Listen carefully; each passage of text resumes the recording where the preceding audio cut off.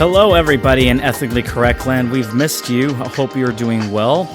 We are live here from Santa Monica, California on a beautiful, beautiful evening.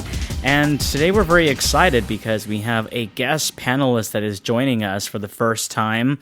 We send our love and affection to Tehu Smythe, who's on a very short leave from the program because she is attending to professional obligations. Tehu, we wish you the best on your exams, etc., and we hope to have you back very, very soon. So welcome to the show. This is Alex Venegas as usual, and with me is the encyclopedia of all things pop culture, Ms. Winter White. How are you, Winter? I'm great. Glad to be here. Thank you so much. And our guest panelist is a good friend of mine and a good friend to the show, a supporter of the show. We welcome Matthew Mendez, who is very soon going to be assistant professor at California State University, Channel Islands. How are you, Maddie? I'm doing great. Thank you. Thank you for having me. It's very exciting to be here. Excellent. So, Maddie is a specialist in political science, wrapped up his doctorate at the University of Southern California in political science, specializing in American politics, which is perfect for the topic that gathers us today. And the question we'd like to posit to our listeners is the following. Does the President of the United States of America need to reflect the identity of the majority? And what we basically mean is we have observed over the period of the past 7+ years that a lot of Americans have struggled because our president, Barack Hussein Obama, is black.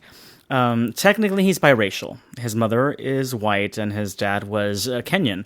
And so, but to a lot of people, that means that he's black. And so a lot have struggled with this idea because we perceive that they have been reactionary to the fact that they see the highest echelon of political power being represented by a man that is unlike them. And a lot of folks have basically commented that he's too uppity, that he is someone who has exploited the power of the executive office. And I mean, everything that he's tried to introduce in terms of legislation has gotten some sort of backlash. And we saw that in potent force with the hostility and the vehemence against the Affordable Care Act, known as Obamacare, right?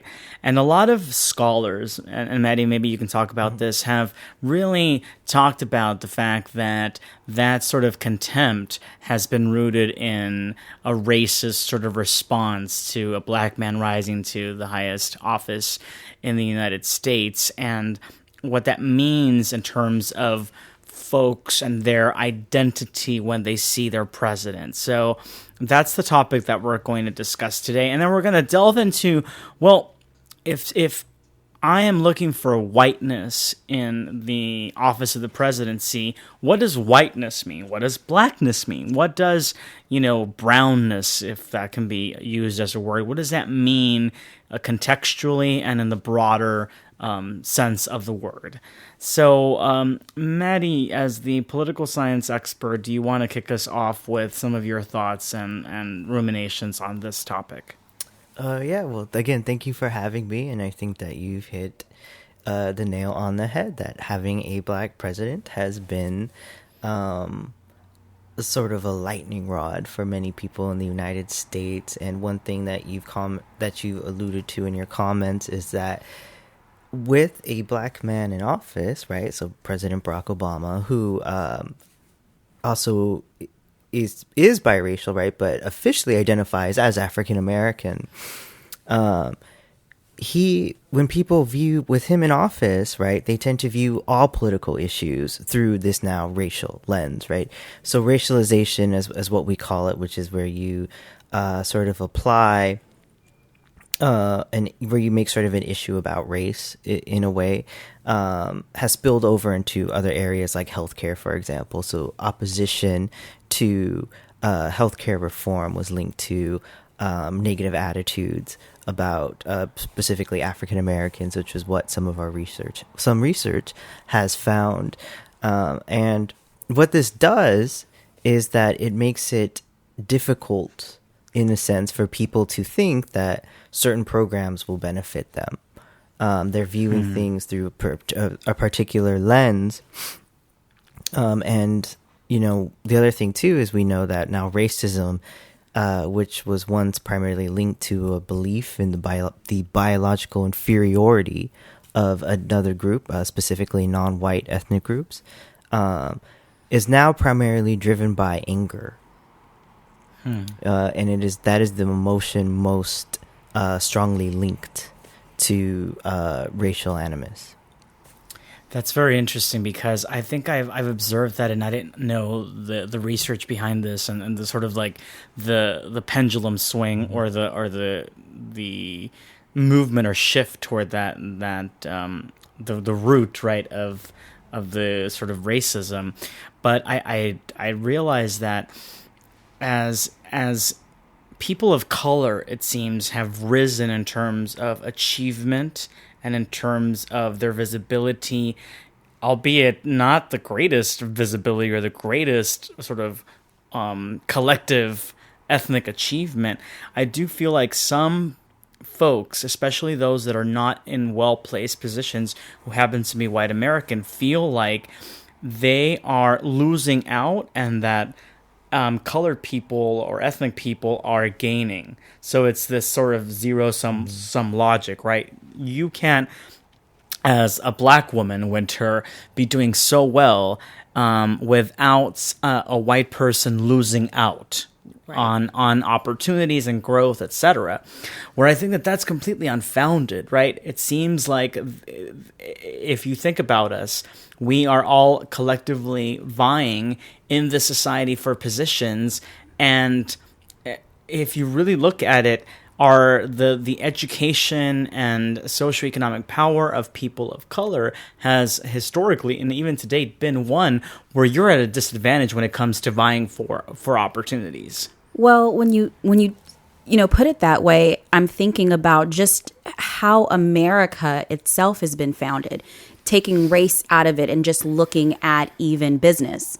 You are only going to do well if you can undercut someone else in business, right? Or I am only going to succeed if I'm cutthroat. It's just business. So I feel like in every aspect of American culture, or in a lot of aspects, I don't want to say in a lot of aspects of American culture, we're taught that we can't all succeed. There's not space enough for all of us to succeed. It's a dog-eat-dog world. And I think that thinking, it kind of spills over into our politics as well. It's not just in politics. This is in, like I said, in business. This is in personal, situations. And it's the, there's only room enough for one person. And, I see that in even my friendships, or, as a blogger, it's, I need to take all of this information and I can't share it. I have to hold on to it, because if I share it, then someone else is going to take it, and then I'm not going to do as well. So I think that, this is just kind of the idea that America has as a whole. Right. There is this sense that those that are in power have to have almost this absolute control, right? And that it's almost like a golf club membership, right? So that you are not allowed in unless all the voting members say that you can come in, and that is almost diametrically opposed to this idea that every person can succeed. Well, it seems like the politics now are demonstrated that we don't believe that everybody can succeed. We believe in the fact that some people are supposed to be on top and everybody else is supposed to be on the bottom, and when somebody like Barack Obama comes into the mix and uproots that belief and changes it 100%, everyone just panics, and they're frazzled by the prospect that everything that they've been taught, that everything that they've known is now not necessarily sacred and saying, and 100% the gospel truth.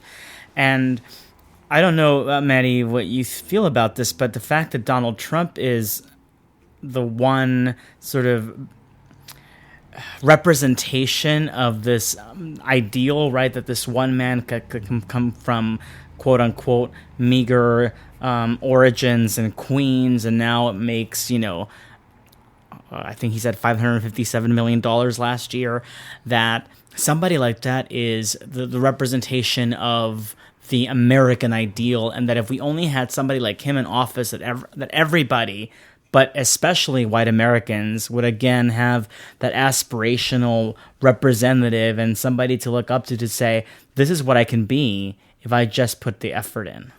You both make very good points, and I would like to go back to what Winter said about this idea of I might lose, right? And I think one thing this nation was founded on was not necessarily that, was that there are supposed to be losers, right, in society, and then there are winners. And one thing that is often said about the United States or politics or society is that we're not here to guarantee equality of results, right? We're not here to guarantee that everyone succeeds. The only thing you're guaranteed is the chance. Mm-hmm. And so going back to that, right? So if we start with this premise that some inequality in terms of material well-being, so not having to do with race or gender, is natural, right? And that our founding fathers explicitly went out of their way to say that they're not concerned with class, with material inequality, and that the only thing that you're guaranteed or should be guaranteed is a chance. That's sort of a myth that we all subscribe to, right? That's part of our culture. That's our cultural norm. And the funny thing about someone like Trump is that, he did not come from a meager upbringing, right? He was born into privilege. Mm-hmm. He started out with advantages that most of us did not have, that most of the people who vote for him did not have. Yet he's able to sort of tell people, right, I will stand for you, right? Because, going back, with him, he's trying to, how do I put it? There are people who are very frustrated, right? They see the world is changing. And one thing they're responding to on the right and the left is globalization, right? Globalization is the force that since the 1970s has had a massive restructuring on the global scale. So for example, the manufacturing jobs begin to leave. Mm-hmm. The manufacturing jobs left California a long time ago, right? In bulk. Mm-hmm. Not all of them, but many of them. So my family members worked in manufacturing. And then their jobs went overseas. But California rebounds because we've become the knowledge economy, the service economy, right? Things like Silicon Valley, right? So they've replaced those jobs. And because of our constant influx of people as well, that the story of sort of deteriorating towns never really took place because we're constantly rebuilding. Right. And then the people who get shut out of the economy leave. Yeah. Right, they leave, or they move to a new job, or they just disappear. Right, they disappear in the sense of they disappear from the public face. Right, this has not happened in those Rust Belt states. They don't have the stream of the influx of people that California has. They have not made the transition to a diverse economy. Right, especially the knowledge economy, and so those folks are watching their towns and opportunities die. Mm-hmm. And they're watching, thinking, even if one interesting fact about the Trump supporters is that they're not poor. In fact, one study found that the median income of a Trump voter is higher than that of the median income of a Hillary Clinton or Bernie Sanders supporter, right? So that's around $70,000, right? That's not poor. No. And so if that's the case, then of course, you would need to look at other things as well. But if that's the case, then what are they responding to? What drives their anger? We know part of it is globalization, mm-hmm. right? We know part of it is that they might be worried about their kids' future mm-hmm. or their grandchildren's future. And going back to this idea of, well, if someone's getting theirs, right? So Donald Trump comes in and has the perfect boogeyman. He plays on old racist stereotypes of Mexicans mm-hmm. and yellow peril, right? The fear of the Chinese. Mm-hmm. And these people are taking your jobs, and he's going to take it back from them. Mm-hmm. Which is implausible. Yeah, they're gone, right. And they're not coming back. Yeah. And because, by the way, California is very unique because we could actually be, if we were our own country, we would be the 5th largest economy in the world. So we have a lot of things going for us. We're like the fertile crescent of the 21st century. We have a huge agriculture industry. We have oil. We have energy. oil and energy, and then we have this like diverse group of people that fill all sorts of jobs that promote the lifestyle of the people at the very top, right? So we have so many opportunities to thrive, and the rest of America is not doing as well. But it's not like they're dirt poor, but they see their middle class status, I think, sliding ever so slowly. And they feel like if they don't put somebody like Donald Trump into power, they are going to, they're going to lose out, and everything that they've worked for is going to dwindle. When a lot of economists and experts are basically saying that all of Trump's economic policies would be devastating for America, right? And I'm just dumbfounded, and I really feel like part of what's going on is people are misinformed, and they're not necessarily reading the right material to really educate themselves. Well, I also have to say this, and it's really funny that Republicans are so angry with the fact that Trump got the nomination, because the majority of in office, Republicans in office don't agree with Trump, right? And I think that Trump is a product of the hate that they spewed on Barack Obama. Right. I think that aside from what you say, Maddie, and aside from what you said, Alex, this is a making of 8 years of complete disrespect of Barack Obama's presidency. Absolutely. 100%. And I feel like I have friends on Facebook, for example, that would never admit it, but they're very racist, and don't like people other than whites, for example, being in power. And they just don't think that people are capable. And I have a lot of friends who are not, I have a lot of friends who do not associate with black people, period. Like, you would never find them having coffee with a black person, or just chit-chatting, or, doing very quotidian, regular things. And so to answer the question, some of those Facebook friends are not white. Some of them are, Asian, etc. And but they hold these very xenophobic notions, especially against black people, very, very near and dear to their hearts. And they don't say it, but they come very close to it, especially by the videos that they upload that are so derogatory about black people, that stereotype black folks. And I find it disturbing that to this day, people have these notions and they can't seem to get over it.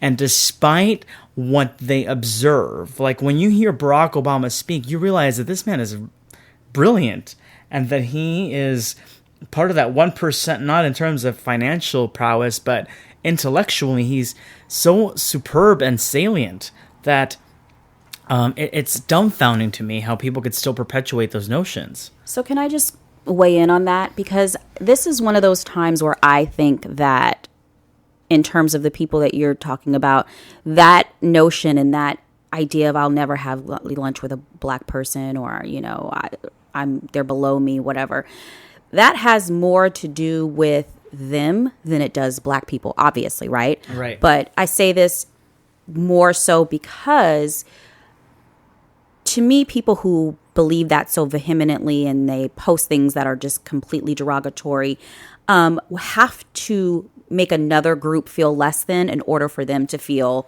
above. So there's a lot of insecurity. There's a lot of, absolutely. In order for me to feel that I am, better than I may feel inside, I have to make another group feel less. So a lot of that, it just comes right back down to the very, basics of human nature. Because if you are feeling that way about someone, that negatively about a group of people, that has more to do with your insecurities and fears and inadequacies than it does that other group of people. Because logically, we know if you've heard Barack Obama speak, if you've, seen any black person on television who, has a wide vocabulary, Michelle Obama, Oprah Winfrey, I can name so many different people, then you know that not all of a race of people are this one characterized way. So the only way that you would ever think that negatively about a group of people is if there's something up here in your mind, in your heart, that is inherently just not right? I mean, come on, there's no logic behind that other than there's some inadequacy in your own self.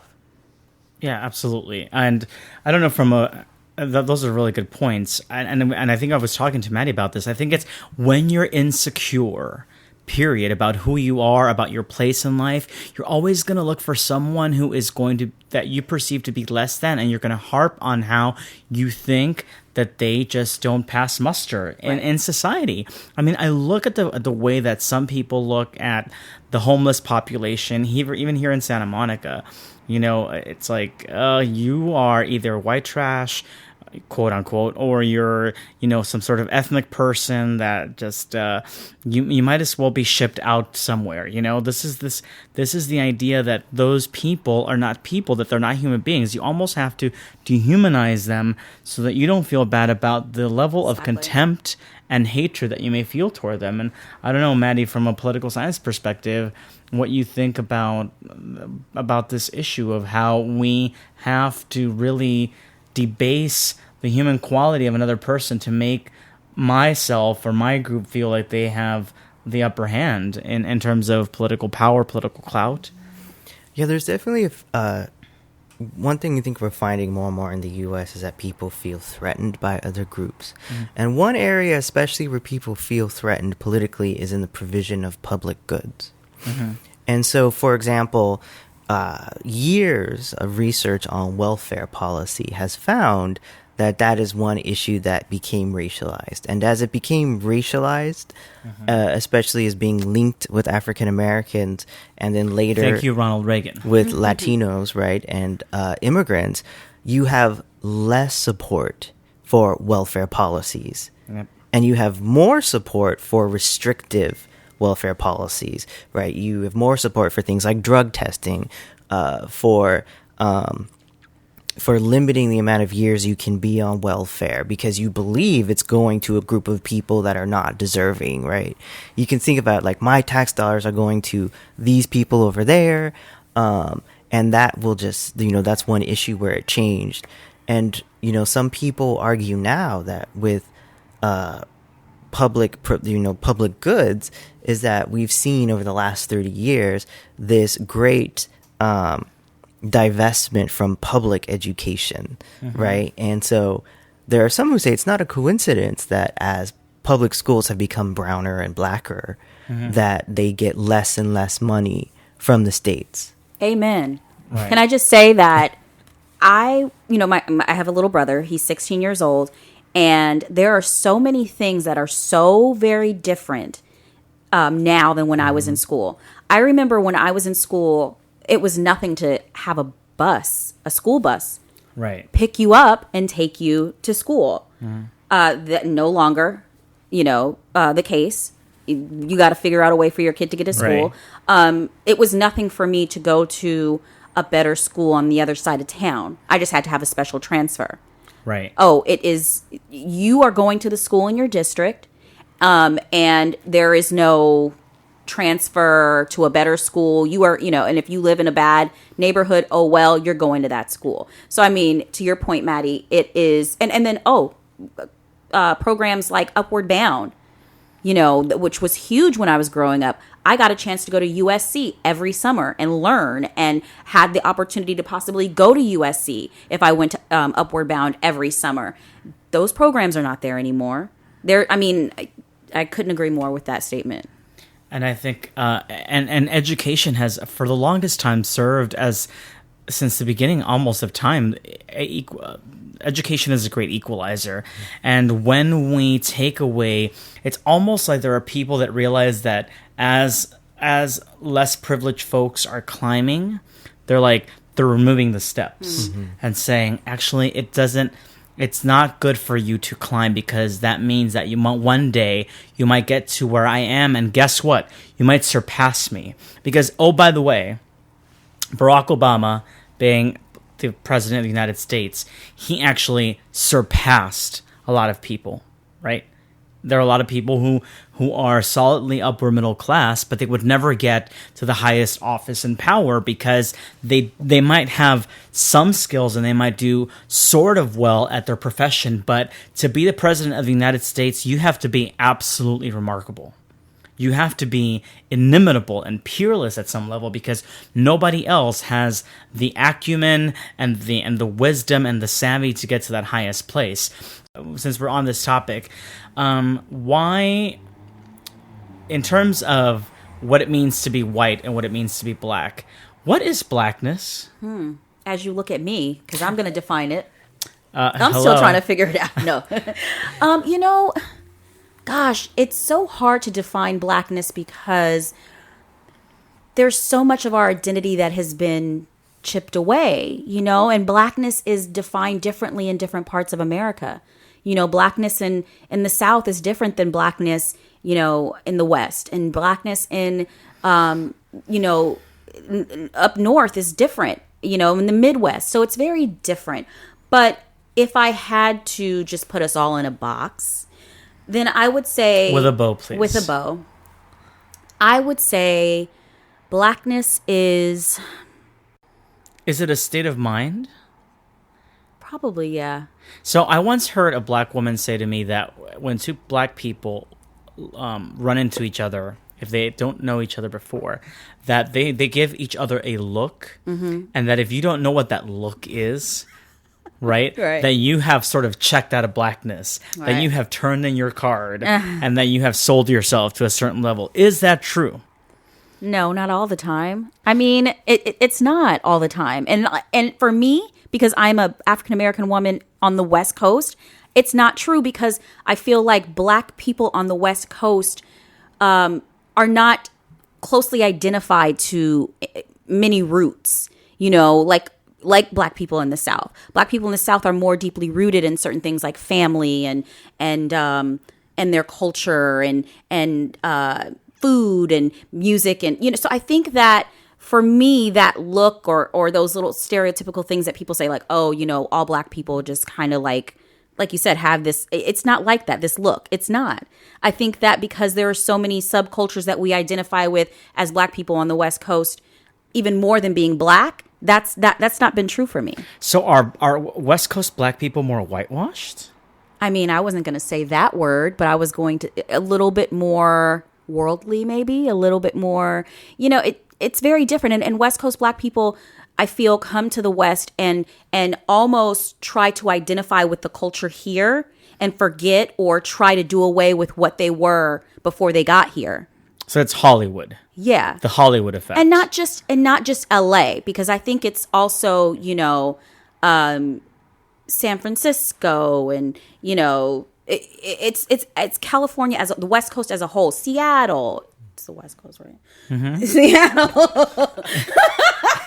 It's the Pacific Northwest. Yeah. But identity is very much shaped by your context. Because your are community. you part black? I am. Right. Okay. You are? I am, but from the islands, so I'm not African U.S. Right. African American, but from by the way of Bermuda, from the Really? Yes, yeah. You see, learning stuff on this show. You throw like you were saying. So in terms of just about context, well, the South has a very particular history, and it also has it has the largest number of African Americans who live in very segregated. I was going to say like dense communities, right? So they're in kinship networks, and they have history. They have, like you said, they have roots there. And you come out west where it has the fewest number of African Americans. There are African American neighborhoods, but when you branch out, you quickly become like the one African American, right? And so your context shifts because you don't have as much reinforcement of that identity. And so you sort of adapt to where you are. And I would say that there is a strong, one thing, there is greater diversity of black people. outside the South, right? So, obviously if you go to Houston and Atlanta, you have a lot of Africans will be there and West Indians. But like, for example, where I'm from in San Jose, we have a large Ethiopian population, right? And so for them, they get kind of grouped into African American, Black, when they're very different from, U.S. African American culture. And so I think you're confronted as not just African Americans, but any American who comes to California from another part of, especially from the South, the Midwest, you're confronted with this diversity that makes you question. Right. That makes you sort of reevaluate where you stand and who you are. And, it really changes what you think about yourself. So that identity and that kinship, does it always mean that I need to be in this homogenous environment, right? So can I only be Black if I'm around all Black people? And okay, so I'm gonna get all sorts of real, right? Okay.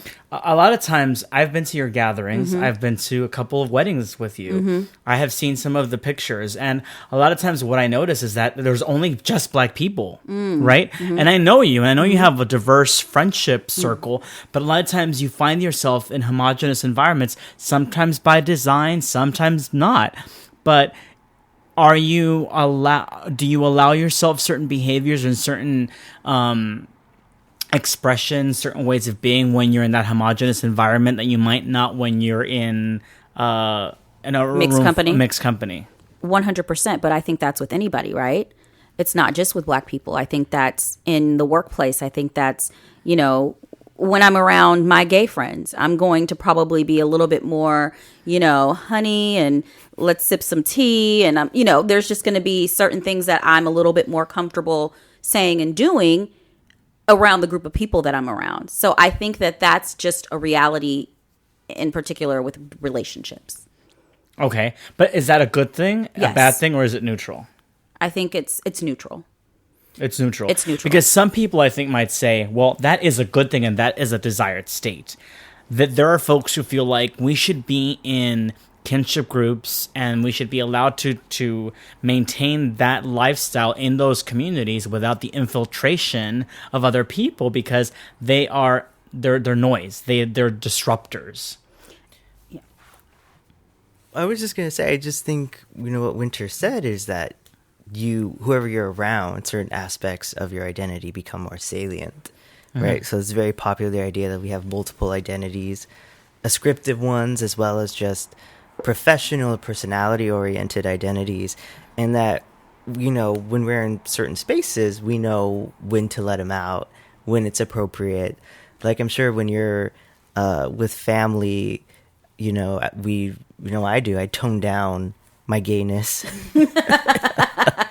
It's not appropriate, right? Or, it's just different, right? And then when I'm with my, gay friend, it's like dialed up, right?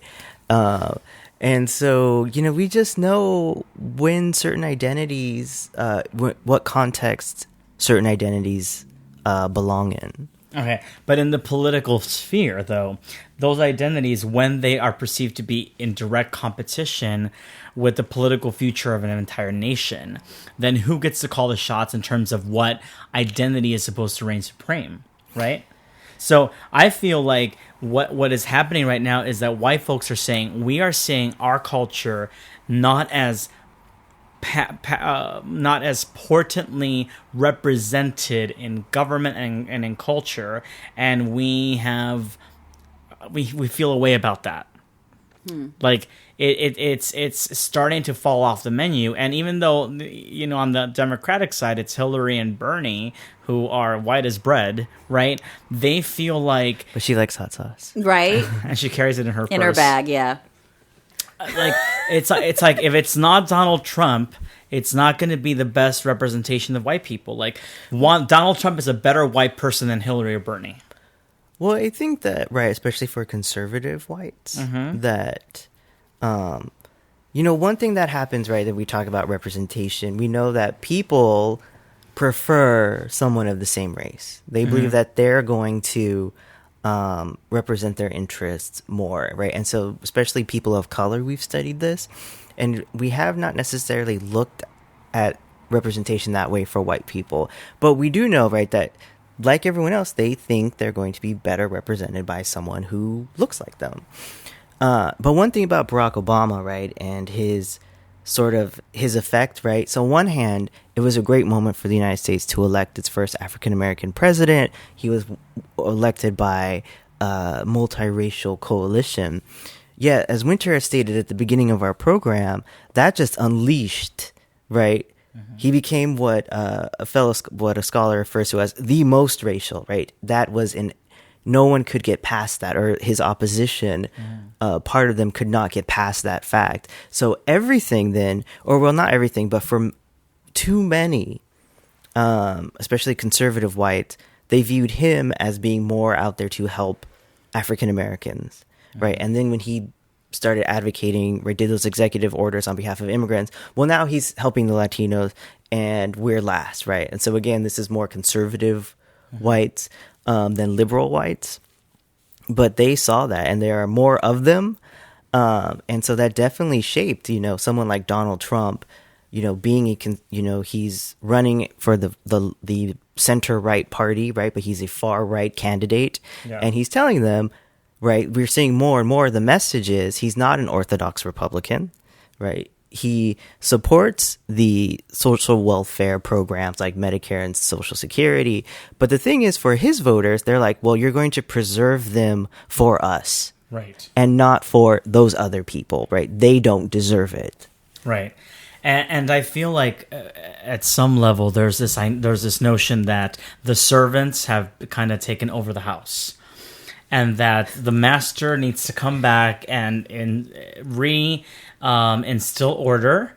Well, it's not even the servants, right? So if we remember what launched Donald Trump, and his most consistent message has been, he's going to build a wall, and he's going to deal with these immigrants, right? So these are people who jumped the fence.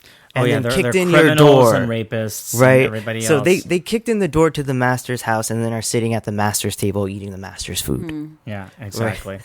And that it's time to just bring them back and rein them all in. And well, we have had a great conversation, and of course, we're always going to require you as ethnic correctors to tell us whether your opinions are to the contrary or in agreement. And we want you to do this at our Facebook page, which is Ethnically Correct, or on Twitter at Ethnic Correct. From Santa Monica, California, for Winter White and in absentia Tehu Smythe, and for Maddie Mendez and Dan House, I'm Alex Venegas. We'll talk to you soon. Be good.